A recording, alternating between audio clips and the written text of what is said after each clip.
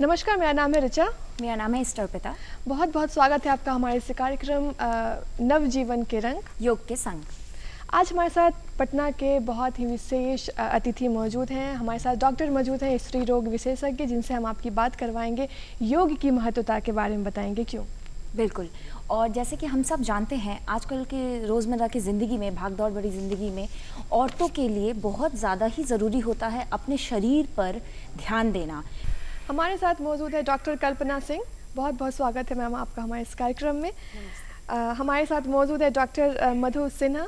बहुत बहुत स्वागत है मैम आपका हमारे इस कार्यक्रम में। हमारे साथ मौजूद है डॉक्टर निमिषा अग्रवाल। बहुत बहुत स्वागत है मैम आपका हमारे इस कार्यक्रम में। हमारे साथ यहाँ पे मौजूद है डॉक्टर पूनम दीक्षित। नमस्कार मैम। हमारे साथ मौजूद है इस तरफ डॉक्टर निशा सिंह। नमस्कार मैडम। और हमारे साथ मौजूद है डॉक्टर नीलम। चलिए हम कार्यक्रम को आगे बढ़ाते हैं। जैसा कि हमने आपको पहले बताया कि आज योग दिवस पे हम योग की ही बात करेंगे। योग हमारे जीवन में कितना महत्व रखता है, हम उस पर बात करेंगे, उसकी महत्वता पे चर्चा करेंगे। और आज हम जो योग से चीज़ें, जिनकी विशेषता बताने के लिए आज हम जिनको साथ लाए हैं, वो है डॉक्टर कल्पना सिंह। इनसे हम आज बहुत सारे सवाल करेंगे, जिनमें बहुत सारी जो महिलाएँ हैं आज जिस चीज़ से जूझ रही है वो है पीरियड्स, माहवारी को लेके। और मैम, माहवारी से ज़्यादा ज़रूरी है उसमें पीसीओडी की जो समस्याएं हैं, तो इसको योग से कैसे ठीक किया जा सकता है, ये हमें बताएं। देखिए, पीसीओडी बीमारी सिर्फ एक शब्द नहीं है, ये एक बहुत सारी जटिल बीमारियों का संग्रह है, जिसमें कि जो किशोरी है या जो महिला है उसका वज़न ज़्यादा होता है। प्रायः ज़्यादातर महिलाओं में वज़न ज़्यादा होगा। बहुत सारी किशोरी में मासिक की अनियमितता होगी और बहुत बार निसंतानता भी इसके साथ में होती है। तो सबसे पहले हम इसके एक प्रॉब्लम को पहले एड्रेस करते, जो कि वज़न का ज़्यादा होना है, क्योंकि जिन लोगों में वज़न ज़्यादा होता है उन लोगों में इंसुलिन रेजिस्टेंस होती है और उसके साथ तमाम बहुत सारी जटिलताएं शरीर में उत्पन्न हो जाती हैं। तो एक बात समझना बहुत ज़्यादा ज़रूरी है कि सिर्फ योग पर्याप्त नहीं होगा, लाइफस्टाइल मॉडिफिकेशन और खान पान पे भी ध्यान देना होगा, मीठी चीज़ों से परहेज करना होगा और फैक्ट्री में बनी हुई जो भी चीज़ें हैं उन सब चीज़ों को नहीं खाना होगा, उन सब चीज़ों को कम से कम खाना होगा। और फिर हम योग पे आते हैं। योग में वज़न कम करने के लिए बहुत अच्छा है सूर्य नमस्कार करना। किशोरियाँ से और जो पीसीओडी से ग्रसित महिलाएं हैं उसे आसानी से कर सकती हैं, क्योंकि प्रायः यह यंग लोगों में ये ज़्यादा प्रॉब्लम क्रिएट करता है। तो जितनी उनकी कैपेसिटी है, जितनी उनकी क्षमता है, उसके अनुसार वो सूर्य नमस्कार को करें।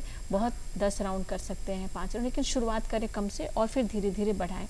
दूसरा आसन जो बहुत महत्वपूर्ण है वो है नौका आसन। नौका आसन जिसमें जो कि कमर और पेट के आसपास के वज़न को कम करने में काफ़ी सहायक होता है। इससे संबंधित ही एक और आसन है जिसका नाम है नौका संचालन। ये आसन भी करने से पेट के आसपास की जो एरिया है उससे फैट को घटाने में काफ़ी सहूलियत होती है। इसके अलावा कुछ और आसन भी किया जा सकता है सहजता से, जो कि सेतु बंद आसन है। इसको करने से भी काफ़ी फ़ायदा होता है। लेकिन एक बात मैं ये ज़रूर कहना चाहूँगी कि ये नहीं कि 2 दिन किया या 1 महीने कर लिया और सोचेंगे कि कोई फ़ायदा नहीं हो रहा है या कुछ मैजिक नहीं हो रहा है। योग से कोई मैजिक की अपेक्षा नहीं करनी है, वो धीरे धीरे काम करता है और लगातार का आपको काम करना है, तो उसका रिज़ल्ट जो है वो अस्थायी होगा। बहुत सही बात कहा मैम। जैसे कि अभी हम लोगों ने देखा है इस इतनी भागती दौड़ती ज़िंदगी में लोगों में सबसे ज़्यादा खान पान की कमी के कारण पीरियड्स बहुत लोगों को लेट हो रहा है, या फिर किसी को पीरियड्स हो भी रहा है तो वो 5 दिन 7 दिन नहीं, कम 10 और 12 दिन वो चला जाता है। तो इसकी रोकथाम के लिए क्या करना पड़ेगा कि वो एक 5 दिन जो एक है पीरियड्स का रहना चाहिए वो रहे, उसके लिए कौन सा योग है? देखिए, माहवारी की अनियमितता से बहुत सारी लड़कियां ग्रसित हैं। पीसीओडी में तो ये बहुत ज़्यादा ही कॉमन होता है। तो एक तो सबसे पहले लाइफस्टाइल मॉडिफिकेशन जिसकी हम लोगों ने बात करी, ज़्यादातर ये लड़कियां समय पर सोती नहीं हैं। 12 बजे, 1 बजे, 2 बजे, 3 बजे तक रात में मोबाइल का इस्तेमाल करती रहती हैं और सही समय पर नहीं सोने से उनके बड़ी शरीर में जो एक मेलाटोनिन नामक हार्मोन का सिक्रीशन होना चाहिए वो नहीं होता है, जो माहवारी को रेगुलेट करता है। तो यहाँ पे एक प्रॉब्लम है। तो मैं ये संदेश देना चाहूँगी कि जब तक, जहाँ तक मुमकिन है, जहाँ तक हो सके, नेचर के साथ अपने सोने के समय को कोशिश करें कि वो तालमेल में रहे। हमेशा हम दिन में सोएंगे और रात में जागेंगे, इस चीज़ को जहाँ तक हो सके कंट्रोल करना चाहिए। दूसरा है स्ट्रेस का मैनेजमेंट, तनाव का, क्योंकि आजकल बहुत ज़्यादा स्ट्रेस है। जो भी आदमी जीवित है वो स्ट्रेस से ग्रसित है, लेकिन सक्सेसफुल वही है जो स्ट्रेस को मैनेज कर सकता है। तो स्ट्रेस का मैनेजमेंट हमें अपने बच्चों को भी सिखाना चाहिए और सारी किशोर किशोरियों को भी मैं बोलूँगी कि स्ट्रेस का मैनेजमेंट करें। स्ट्रेस के मैनेजमेंट में प्राणायाम बहुत ज़्यादा कारगर है, जिसको कि एक तरह से नियम से, एक तरह से बंधा हुआ रेस्पिरेशन का पैटर्न है। बस ध्यान ये देना है कि जितने देर हम सांस ले उससे ज़्यादा देर हम सांस छोड़ें। बस 10 मिनट भी यदि हम प्रतिदिन बैठ के करते हैं और हमारा फोकस यदि सांस पे रहता है, कोशिश यही होनी चाहिए कि काउंट करें, सांस लेने की जो अवधि है उससे कुछ ज़्यादा देर या कम से कम उतनी देर हम सांस छोड़ें। और यदि हम इसमें पॉज भी ला सके, रोक सके, जैसे कि सांस लिया फिर कुछ देर रुक गए, फिर सांस छोड़े और फिर कुछ देर रुक गए, तो ये बहुत ही फ़ायदा करता है, बॉडी में मैजिक करेगा। लेकिन मैजिक 1 दिन 2 दिन में नहीं होगा, आपको नियम से रेगुलर कुछ दिनों के लिए करना होगा। कपालभाति बहुत ही कारगर हो सकता है, कपालभाति प्राणायाम है, उज्जयी प्राणायाम है, ये सब आराम से किया जा सकता है। और एक और आसन होता है जिसको कि पद्मासन कहते हैं। तो उस आसन में बैठ के यदि थोड़ी दिमाग को शांत रखें, क्योंकि एक्सेस इन्फॉर्मेशन जो मोबाइल के ज़रिए हमको मिल रहा है उतना हमारा बॉडी और माइंड हैंडल नहीं कर पाता और ये बहुत सारी समस्याओं को करता है। स्ट्रेस एक बहुत बड़ा फैक्टर बनता जा रहा है लोगों की ज़िंदगी में। अच्छा, माहवारी के साथ साथ लड़कियों में एनीमिया की भी प्रॉब्लम दिखाई देती है। इसी से जुड़ा हुआ एक और क्वेश्चन है जो मैं डॉक्टर पूनम जी से पूछना चाहूँगी कि ऑस्टियोपोरोसिस नाम की एक बीमारी है जो कि होती है औरतों को, या फिर एक्चुअली ये तो किसी को भी हो सकती है, लेकिन ऑस्टियोपोरोसिस कैसे होता है, शुरुआत कहाँ से होती है, और इसके साथ साथ ही किस तरीके के योग से इसे कर्ब किया जा सकता है, कम किया जा सकता है, या किस उम्र तक, किस रेंज में, एज रेंज में ये ऑस्टियोपोरोसिस दिखाई देती है? Thank you. ऑस्टियोपोरोसिस एक बीमारी है जिसमें कि हड्डियां कमज़ोर हो जाती हैं। हमारी हड्डियां जो है वो एक जीवित टिश्यू है, तो हर दिन हड्डी बनती है और कुछ टिश्यू जो है उसका नाश होता है। तो अगर जीवन में ये बैलेंस बना रहता है तो हमारे हड्डियों का मास जो है वो ठीक रहता है। लेकिन अक्सर महिलाओं में मेनोपॉज के बाद क्या होता है कि ये जो हड्डी का कमज़ोर होने की जो गति है वो बढ़ जाती है। तो इससे बचने के लिए जो हमें करना है, उपाय करना है, सबसे पहले तो हम शुरुआती बिल्कुल जो आज योग का जो सबसे महत्वपूर्ण योगदान है वो रोगों के बचाव में है। एक बार हो जाने पर इलाज के लिए पूरी तरह हम इस पर आश्रित नहीं रह सकते हैं, ये एक महत्वपूर्ण संदेश मैं देना चाहूँगी। और दूसरा है कि कम उम्र से ही हम ऐसे एक्सरसाइज करें जिससे कि हमारी हड्डियां मजबूत रहें। जब हम हड्डियों पर थोड़ा तनाव डालते हैं, जैसे आसन है, जैसे ताड़ासन है और तिर्यक आसन है, इन सभी आसनों से हमारे जो रीढ़ की हड्डी है या जो पैर की हड्डी है इस पर एक तरह का दबाव बनता है और ये दबाव हड्डी की कोशिकाओं को बनने में बढ़त देता है। तो इस तरह से हम ऑस्टियोपोरोसिस से बच सकते हैं। साथ साथ हमारा खान पान ऐसा हो कि कैल्शियम पूरी तरह से हो और अदर वेट बेयरिंग एक्सरसाइज जैसे कि टहलना, इन सबको अगर हम शामिल करें तो हम ऑस्टियोपोरोसिस एक बहुत गंभीर बीमारी है। आप सुनते होंगे उन फला आदमी के पैर की हड्डी टूट गई, ये बहुत कॉमन है, खास करके मेनोपॉज के बाद, 60-70 के बाद। तो और इससे इतनी ज़्यादा परेशानी होती है, अस्पताल में लंबे समय तक रहना पड़ता है, तो इतने गंभीर परिणाम से हम बच सकते हैं।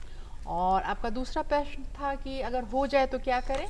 तो ऑस्टियोपोरोसिस का जो कि प्रारंभिक अवस्था है, उस अवस्था में योग वैज्ञानिक अध्ययनों से पाया गया है कि नियमित हम 12-15 मिनट का भी अगर योग करते हैं, जो मैं बता रही थी कि जिससे हमारे पैर पर और रीढ़ पर तनाव पड़ता है, तो इस तरह के व्यायाम करके, और जैसा कल्पना जी बता रही थी कि नियमित रूप से करना है, ये एक दिन की बात नहीं है कि एक दवा खाई और हमारा निदान हो गया।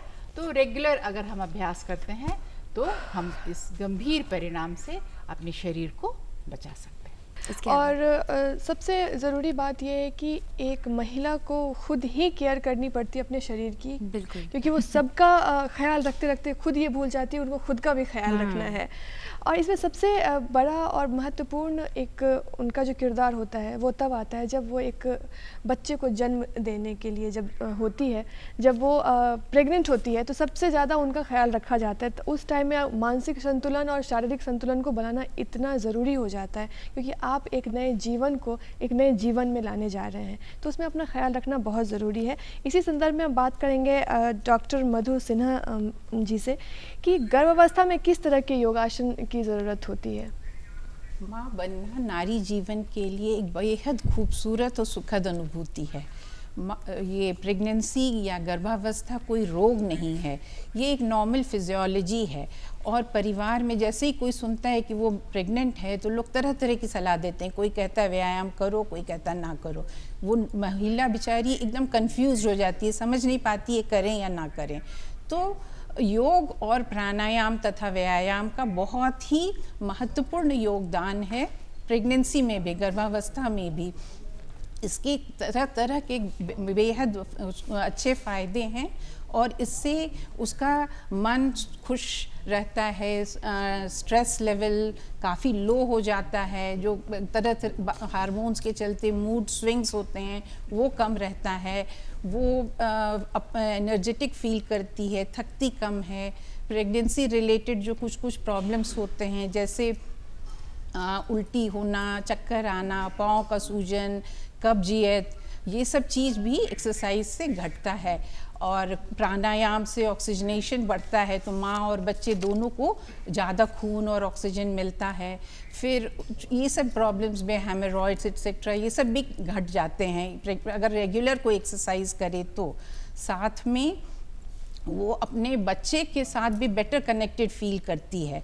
और बच्चे को भी देखा गया है कि ये अगर माँ मेंटली और फिज़िकली स्टेबल रहती है, ज़्यादा खुश रहती है, तो उसका प्रभाव बच्चे पर भी पड़ता है। आजकल तो इस पर लोग बहुत ध्यान दे रहे हैं ताकि उनके सुपर किड्स जन्म लें। हाँ, एक हमारे महाभारत में भी इसका ये है कि अभिमन्यु ने गर्भ में ही चक्रव्यूह को तोड़ने का ये अपने पिता से सीख लिया था। तो इस तरह से इसका बहुत प्रभाव है।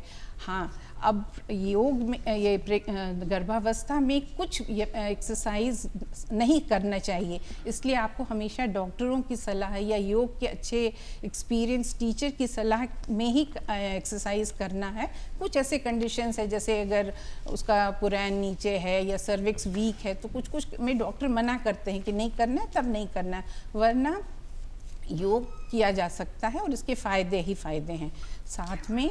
लेकिन योग भी शुरू के 3 माह हर तरह का योग नहीं कर सकते हैं, थोड़े हल्के फुल्के करने चाहिए ताकि एबॉर्शन के रिस्क से वो बची रहे। हाँ, बाद में पवन मुक्त आसन, शुरू में सूर्य नमस्कार भी कर सकते हैं, त्रिकोण आसन कर सकते हैं, वज्रासन, भद्रासन। इस तरह से योग जो आपके शिक्षक बताएं, जो टीचर बताएं, जितना आपका जो बताया जाए वो करें। लेकिन इसका सबसे बड़ा मंत्र यही है कि जितना शरीर साथ दे उतना ही करें, ज़बरदस्ती नहीं करना है। और 30 मिनट, आधा घंटा अगर कोई रेगुलर एक्सरसाइज करता है और सप्ताह में रेगुलर ना भी करे, 5 दिन भी करे, तो काफ़ी अच्छा इसका प्रभाव माँ और बच्चे पे देखा गया है।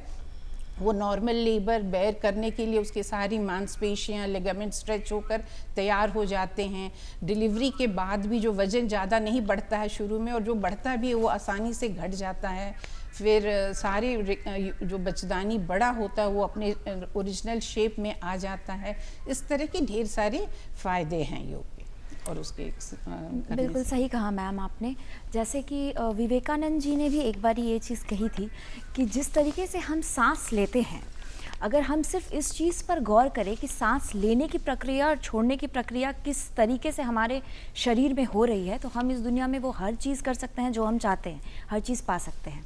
तो इसके साथ ही हम आगे बढ़ते हैं और डॉक्टर निशा, आपसे मुझे ये पूछना है कि जैसे एक औरत की डिलीवरी होती है, नॉर्मल डिलीवरी हुई या सिजेरियन हुई, जो भी, उसके साथ साथ योगा किस तरीके से हमें इस चीज़ के लिए प्रोग्राम करता है कि हम डिलीवरी के टाइम पे किस तरह से उस चीज़ को अपने अंदर समा सके। लाइक एक तो एनवायरनमेंट बहुत बदल जाता है एक औरत के लिए जब वो प्रेग्नेंट होती है, उसके बाद जब उनकी डिलीवरी होती है, चाहे वो सिजेरियन हो गया या फिर नॉर्मल, तो उसमें योगा किस तरीके से इम्पोर्टेंस रखता है। और डिलीवरी के बाद अगर सिजेरियन हुआ तो उसके बाद कितने दिनों बाद या कितने महीनों बाद हम दोबारा से योग की प्रक्रिया में वापस लौट सकते हैं। Thank you. जैसे शिशु का जन्म होता है तो कई माताओं को ये कंप्लेन रहती है कि हमारे कमर में दर्द है, हमारा वज़न बहुत बढ़ गया है, डिप्रेशन होता है, एंजाइटी होता है। तो ये सब चीज़ें हम योग से कम कर सकते हैं। ये बहुत कॉमन प्रॉब्लम्स है बहुत सारे महिलाओं में। योग ना ही हमारे मांसपेशियों में अच्छा टोन लाता है, वो कम के हमारे मन को शांत करता है और हमें एंजाइटी सब चीज़ों से बचाता है। अब आपका जैसे सवाल था कि योग हम कब शुरू करें, तो योग जैसे नॉर्मल डिलीवरी होता है तो अक्सर सब लोग बोलते हैं आपका नॉर्मल हो गया है तो आप आराम से सब कुछ कर सकते हैं। ये सही बात है, लेकिन हमें शुरुआत कैसे करनी है, धीरे धीरे करके प्राणायाम से। धीरे करके प्राणायाम करेंगे, ब्रीदिंग एक्सरसाइज करेंगे, फिर हम जैसे हमारा शरीर साथ देगा वैसे ही हम अपने योगा को बढ़ाएंगे। नॉर्मल डिलीवरी के बाद योगा करने से हमें क्या फ़ायदे होते हैं कि हमारी पेल्विक फ्लोर की जो मसल होती है वो स्ट्रॉन्ग होती है। स्ट्रॉन्ग होने से अच्छा रहता है हमें आगे चल के कैसे यूट्राइन प्रोलैप्स जैसे बोलते हैं बच्चेदानी बाहर आना, ये चीज़ से हम आराम से बच सकते हैं अगर हम एवरीडे रेगुलरली ये करें। और दूसरा है सिजेरियन सेक्शन। हमारे देश में बहुत कॉमन भावनाएं हैं कि आपका बहुत बड़ा ऑपरेशन हुआ है, सिजेरियन सेक्शन हुआ है तो आप बहुत दिनों तक कोई काम नहीं करेंगे। तो ये सब ऐसे बातें नहीं हैं। आप कुछ दिनों तक शुरू में आप जैसे कि ब्रीदिंग एक्सरसाइज शुरू करेंगे, प्राणायाम करेंगे, ये सब करना शुरू करेंगे, फिर धीरे धीरे करके आप थोड़ा 10 मिनट एक्सरसाइज करेंगे, 10 मिनट योग करेंगे, जिसमें त्रिकोणासन हो गया है, प्राणायाम हो गया है, और ये हो गया कोबरा आसन जिसको बोलते हैं भुजंग आसन, इसको बोलते हैं बैकवर्ड बेंड। इसमें क्या होता है, आपकी रीढ़ की हड्डी मजबूत होती है, आपकी छाती मजबूत होती है, आपके कंधे मजबूत होते हैं। इससे आप बच्चे को आराम से ले सकते हैं, उन्हें आराम से दूध पिला सकते हैं, आपकी नींद अच्छी होती है। ये सब चीज़ें करने से आपको धीरे धीरे करके आप बच्चे को भी टाइम दे सकते हैं और अपने शरीर को भी अच्छे से टाइम दे सकते हैं। आपके जो सारे ब्लड सप्लाई होते हैं वो भी अच्छे होते हैं। तो धीरे धीरे करके 6 से 8 हफ्ते के अंदर आप पूरे आसन कर सकते हैं आफ्टर सिजेरियन सेक्शन, और नॉर्मल डिलीवरी के आप 1 हफ्ते के अंदर सारे आसन कर सकते हैं। जहाँ तक बात है प्रेगनेंसी की, तो वहीं पे जब हम आज दुनिया देख रहे हैं जहाँ पे फास्ट फूड, फास्ट लाइफ और फास्ट वर्ड ही एक काफ़ी है ज़िंदगी को जीने के लिए, जहाँ पे सब चीज़ तुरंत चाहिए होता है लोगों को, वहाँ पे माँ बनना भी एक बहुत बड़ा जो एक हमारा जनसंख्या है जो इससे मतलब जूझ रहा है। उनको कहते हैं इनफर्टिलिटी। बहुत खान पान में जो नियंत्रण नहीं रख रहे हैं, या फिर कह के अपने रोज़मर्रा की जो ज़िंदगी में वो इतने व्यस्त हो गए हैं कि वो खुद पर ध्यान नहीं रख रहे हैं। और जब एक माँ बनने की कगार पे वो होती है तो सबसे पहले उनको इस चीज़ से गुजरना पड़ता है। ये क्या है, इसके बारे में हम डॉक्टर निमिषा अग्रवाल जी से जानेंगे कि ये इनफर्टिलिटी क्या है, क्यों होती है, और इसमें योग से कैसे इसको ठीक किया जा सकता है, इसके बारे में प्लीज़ बताएं। इनफर्टिलिटी या बांझपन या सब फर्टिलिटी एक ऐसी बीमारी है जिसमें 12 माह और उससे अधिक साथ असुरक्षित संभोग करने के बावजूद भी अगर दंपति को बच्चे की खुशी नहीं मिलती है तो उसे बांझपन कहते हैं। और WHO यानी वर्ल्ड हेल्थ ऑर्गेनाइजेशन के आंकड़ों से ये भी साफ है कि भारतवर्ष में कम से कम लगभग 4 से 17% दंपति प्राथमिक इनफर्टिलिटी की शिकार है। यह काफ़ी तनाव का विषय होता है महिलाओं के लिए भी और पुरुषों के लिए भी, क्योंकि कारण दोनों में ही पाए जाते हैं। योग में इसका काफ़ी आसान हल है अगर नियमित रूप से किया जाए। योग को नियमित रूप से करने का मतलब ये नहीं कि 1 महीने 2 महीने जैसा कि मैम ने बताया, उसको रेगुलर रूप से करें ताकि दूसरे प्रजनन प्रणाली की शक्ति को बढ़ाने वाले जो उपकार जो हम करते हैं जिसको इनफर्टिलिटी ट्रीटमेंट बोलते हैं, उसमें भी देखा गया है, काफ़ी अध्ययन से ये पता चला है कि योगा काफ़ी बूस्टअप करता है फर्टिलिटी, यानी क्षमता बढ़ाता है प्रजनन की। तो यह मदद कैसे मिलती है योग से? काफ़ी तनाव, मोटापा, स्ट्रेस, चिंता, इन सब से मुक्ति मिलती है। और साथ ही साथ योग से काफ़ी रक्त संचार बढ़ता है, परिसंचारण बढ़ता है, पेल्विक ऑर्गन्स का प्रजनन से जुड़ी जितने भी अंग हैं उनमें ब्लड फ्लो बढ़ता है। इससे काफ़ी अंडाशय, गर्भाशय इन सब की उत्तेजित एनर्जी जो बोलते हैं वो बढ़ती है, और साथ ही साथ काफ़ी यौन संबंधी समस्याओं में भी राहत मिलती है, जो काफ़ी महिलाएं खुलकर सामने नहीं ला पाती हैं या डॉक्टर के परामर्श के समय भी वो छुपा लेती हैं। तो ये सारी मदद हमें मिलते हैं योग का सेवन करने से। डॉक्टर नीलम, मुझे आपसे ये एक सवाल करना है कि किशोर अवस्था में औरतें क्या क्या करें या फिर किस तरीके के योग करें ताकि इतनी प्रॉब्लम्स उनको आगे जाकर फेस ना करनी पड़े, या फिर किस तरीके से योग उनके लाइफ में बहुत ज़्यादा प्रभावशील हो सकता है? धन्यवाद। योग का बहुत महत्व है किशोरियों के जीवन में। अभी एक किशोरी की जीवन या किशोर का जो जीवन होता है वो बचपन और वयस्क के जीवन के बीच में होता है।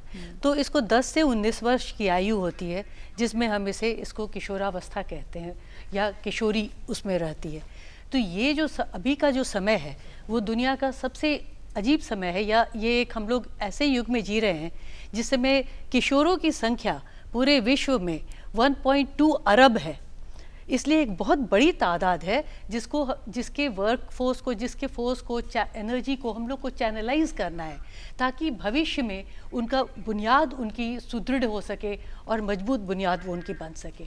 इसमें योग का बहुत बड़ा हाथ है, क्योंकि किशोरों का जीवन जो होता है वो ना बच्चे हैं ना बड़े हैं, तो उन्हें समझ में नहीं आता है। उनका फिजिकल ग्रोथ बहुत ज़्यादा हो रहा है, उनके मानसिक, क्योंकि हार्मोन्स का इस समय लेवल ऊपर नीचे होता है, मेंसेस स्टार्ट होता है, ब्रेस्ट का डेवलपमेंट शुरू होता है, तो इसीलिए किशोरियों को समझ में नहीं आता है कि मेरे शरीर में क्या हो रहा है।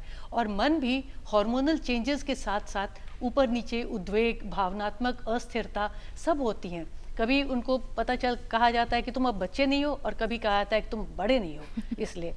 और साथ साथ उनको धीरे धीरे डिसीजन मेकिंग भी करने का मौका ज़्यादा मिलता है। शरीर में तो में ग्रोथ हो ही रहा है बहुत जल्दी, मानसिक तनाव, भावनात्मक उद्वेग भी बढ़ता है, साइकोलॉजिकल मनोवैज्ञानिक असर भी उन पर बहुत पड़ता है कि मैं कहाँ हूँ, मैं कौन हूँ, इसकी तलाश उनको बहुत रहती है। तो इस उम्र के किशोरियों को अगर योग से जोड़ दिया जाए तो उनकी भविष्य की बुनियाद बहुत बहुत बहुत सुदृढ़, वो स्वस्थ भारत और समृद्ध भारत के साथ एकदम ये मजबूत भारत का भी निर्माण होगा। इसमें बहुत सारी चीज़ ज़रूरी है, जैसा बाकी लोगों ने भी बताया कि इसमें सबसे अच्छा है कि वो सब आसन जिनका पेल्विस पर और एब्डोमेन पर, खास करके यूट्रस पर, ओवरीज पर जिनका असर पड़ता है, तो उस आसनों को अगर वो प्रतिदिन करें तो बहुत सारी चीज़ों से वे बच जाएंगी। क्योंकि इस उम्र में मानसिक अनियमितता बहुत होती है और उसके लेकर के वो चिंतित होती हैं, कभी वेट बढ़ने को लेकर के चिंतित होती हैं, कभी भूख नहीं लगता है और जंक फूड खाती हैं, उसके कारण वेट बढ़ता है, उसके कारण चिंता होती है, कभी इतना ज़्यादा तनाव आता है, उनको समझ में नहीं आता है क्या हो रहा है, मासिक शुरू हो गया लेकिन उनको कोई बताया नहीं कि कैसे होगा, क्यों हो रहा है, कितने दिनों पर होना चाहिए। तो ये सब बहुत सारे क्वेश्चंस रहते हैं उनके, जिसका कि आंसर बहुत अच्छे से अगर उनके तन और मन को शांत करने के लिए योग है, उसको अगर वो प्रभावित करें, अपने जीवन में उतारें, तो उनको बहुत सारी चीज़ों से निजात मिल सकता है। इसमें बहुत सारे आसन हैं, लेकिन जैसे ताड़ासन वो सबसे अच्छा है, बहुत आसान है और डेली करना चाहिए। उससे उनका ग्रोथ भी बढ़ता है, लंबाई बढ़ती है, साथ साथ मेंस्ट्रुअल ओवरीज और यूट्रस और पेल्विस ऑर्गन पे उनका असर पड़ता है। उसी तरह तिर्यक ताड़ासन है, कटी चक्रासन है, साथ साथ भुजंगासन है, वो भी बहुत प्रभावकारी है। अगर मेंस्ट्रुअल डिसऑर्डर्स है तो ये करने से उसमें ब्लड सप्लाई अच्छा होगा, उसमें एनर्जी चैनलाइज होगी, तो वो ठीक होगा। और नेक्स्ट में शशांक आसन, इसको करने से फिर इसमें सारा फोकस रहता है, वो फोकस पेल्विक ऑर्गन्स पे होता है, ओवरीज स्टिमुलेट होती हैं, रिजुविनेट होती हैं, यूट्रस में ब्लड फ्लो अच्छा होता है, तो इसका बहुत अच्छा प्रभाव पड़ता है। और वो डिसऑर्डर्स है वो धीरे धीरे खुद समाप्त मतलब अच्छे तरीके बिना दवाई के भी ठीक हो सकती है, और उसको नहीं भी हो सकता है अगर वो शुरू से पहले से करते रहें तो। इसके साथ साथ पश्चिमोत्तान आसन है, जिसको करने से पेट का भी, उसका जिनका फैट ज़्यादा, मोटापा ज़्यादा है, वो अगर करें तो उनका मोटापा भी कम हो सकता है।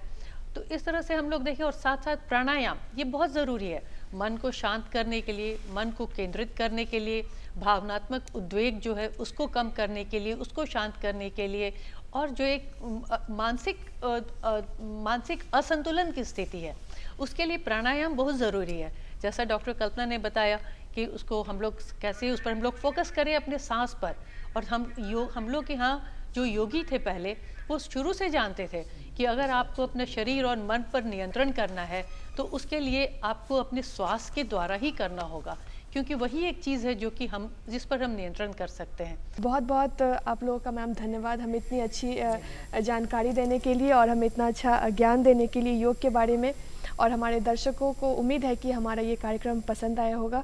अब हमें दीजिए इजाज़त, छोड़े जाते हैं आपको एक बेहतर संगीत और नृत्य के साथ। हमें दीजिए इजाज़त, नमस्कार। नमस्कार।